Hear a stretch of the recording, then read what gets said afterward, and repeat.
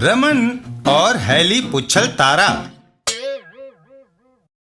एक दिन आधी रात को रमन के घर की घंटी बजी। आधी रात को दरवाजे की घंटी बज रही है, देखो तो कौन आया है। रमन उठकर दरवाजे की ओर बढ़ता है। इस वक्त कौन हो सकता है? दरवाजा खोलने पर गप्पू, तुम? रमन, हैली का पुच्छल तारा देखोगे? वो आधी रात के बाद ही निकलता है। अब अगर चूक गए तो फिर वह पुच्छल तारा 76 सालों के बाद दिखाई देगा। चलो, रमन गप्पू के साथ घर से बाहर आ जाता है। मुझे तो हैली का तारा कहीं दिखाई नहीं दे रहा, शायद छत पर चढ़कर देखने से नजर आए। छत पर से भी दिखाई नहीं दे रहा। तुम उत्तर की तरफ देख रहे हो, वह तारा दक्षिण की तरफ निकलता है। दक्षिण दिशा में, दक्षिण की तरफ ये ऊंची बिल्डिंग है, क्यों ना ऊंची बिल्डिंग पर चढ़कर देखें। दोनों ऊंची इमारत की ओर चल देते हैं, लेकिन ऊंची बिल्डिंग के लोगों को जगाना मुनासिब नहीं। हम पाइप से ऊपर चढ़ जाएंगे रमन। दोनों पाइप पर चढ़ना शुरू करते हैं। तभी वहां हवलदार आ जाता है। ए, क्या कर रहे हो? हवलदार साहब, हैली का पुच्छल तारा देखने जा रहे हैं। वह मैं तुम्हें दिखाता हूँ। और फिर हैं?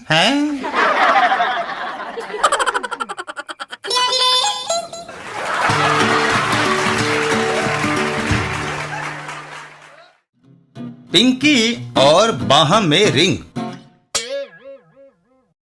एक दिन पिंकी और भीकू। पीकू, मेरी बाह में ये रिंग फंस गया है।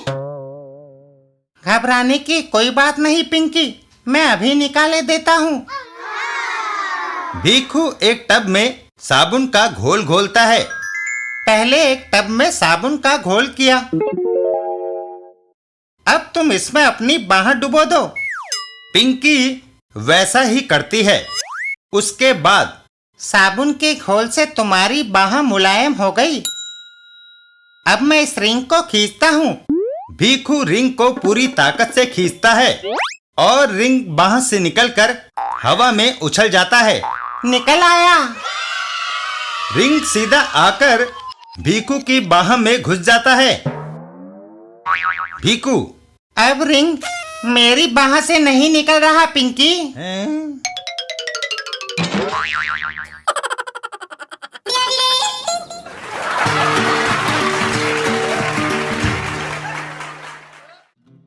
चाचा चौधरी और हास्य भवन। एक दिन एक जगह पर रघुपत। अफा, कार बीच रास्ते में खराब हो गई, मुझे जल्दी घर पहुंचना था। क्यों ना टेलीफोन करके वर्कशॉप से मैकेनिक को बुलवा लिया जाए। यह सोचकर रघुपत दाएं बाएं नजर घुमाता है। यहाँ कहाँ से टेलीफोन करूं? तभी उसकी नजर साथ वाली इमारत पर जाती है, हास्य भवन। शायद इस भवन में टेलीफोन हो। मैडम, क्या मैं आपका टेलीफोन इस्तेमाल कर सकता हूँ? तशरीफ लाइए।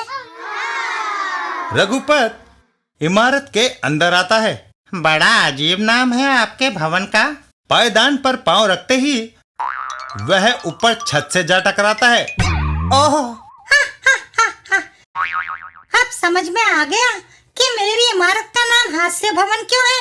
ओहो, सिर पर चोट लगने से दर्द हो रहा होगा। लो, दवाई पी लो, दर्द खत्म हो जाएगा। रघुपत दवाई से भरा चम्मच अपने मुंह में डालता है और ऑफ, मुंह जल गया। इस शीशी में दुनिया की सबसे तेज लाल मिर्चों का सत है। मुझे घर जल्दी पहुंचना है, वहाँ मेरा प्रिय टीवी सीरियल आने वाला है। तुम्हें घर पहुंचने में देर लगेगी, तुम मेरा टीवी देख सकते हो। रघुपत स्क्रीन के सामने बैठ जाता है। वाह, रंगीन टीवी और बड़ी स्क्रीन। टीवी ऑन होते ही उसमें से एक पंच निकल के रघुपत के मुंह पे पड़ता है। ओह!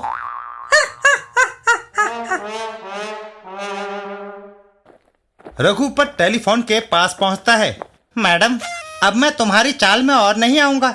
मैं टेलीफोन करके मैकेनिक को बुलाता हूं और अपनी कार ठीक करवाता हूं। नंबर डायल करते ही ओह! मेरे घर की सारी चीजें अजीबोगरीब है। ये सब मुझे हंसाने के लिए है। कमाल है। रघुपत हास्य भवन से बाहर चला आता है। तौबा, अब मुझे अपनी और खिल्ली नहीं उड़वानी। चाचा चौधरी, रघुपत कहो, कैसे परेशान खड़े हो? चाचा जी, मेरी कार बिगड़ गई है, क्या मैं तुम्हारी मदद कर सकता हूँ? और फिर चाचा चौधरी कार को ठीक कर देते हैं। लो, कार तो तुम्हारी स्टार्ट हो गई। बताओ, तुम्हारा मुंह कैसे काला हुआ? हास्य भवन की मैडम ने मेरी ये हालत की है चाचा जी। इतना कहकर रघुपत वहां से चल देता है। रघुपत, बाय।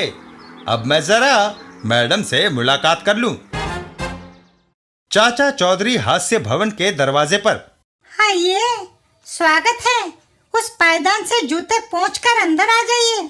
लेकिन चाचा चौधरी पायदान से बचकर अंदर आ जाते हैं। मैडम, मैं दुकान से नए जूते लेकर आ रहा हूँ, इसलिए उन्हें साफ करने की जरूरत नहीं।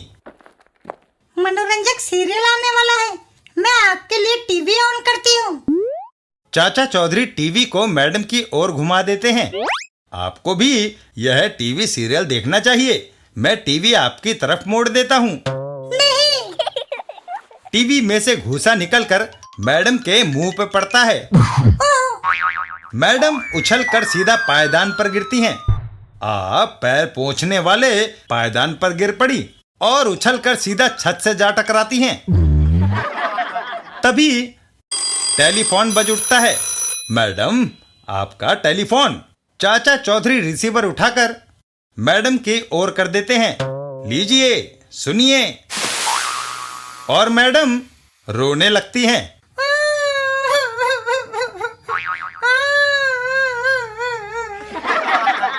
मैडम, आपको रोना शोभा नहीं देता, क्योंकि आपके भवन का नाम कुछ और है। इतना कहकर चाचा चौधरी अपने रास्ते चल देते हैं। अच्छा, अब मैं चलता हूँ। चाचा चौधरी। इधर मैडम रोना भवन।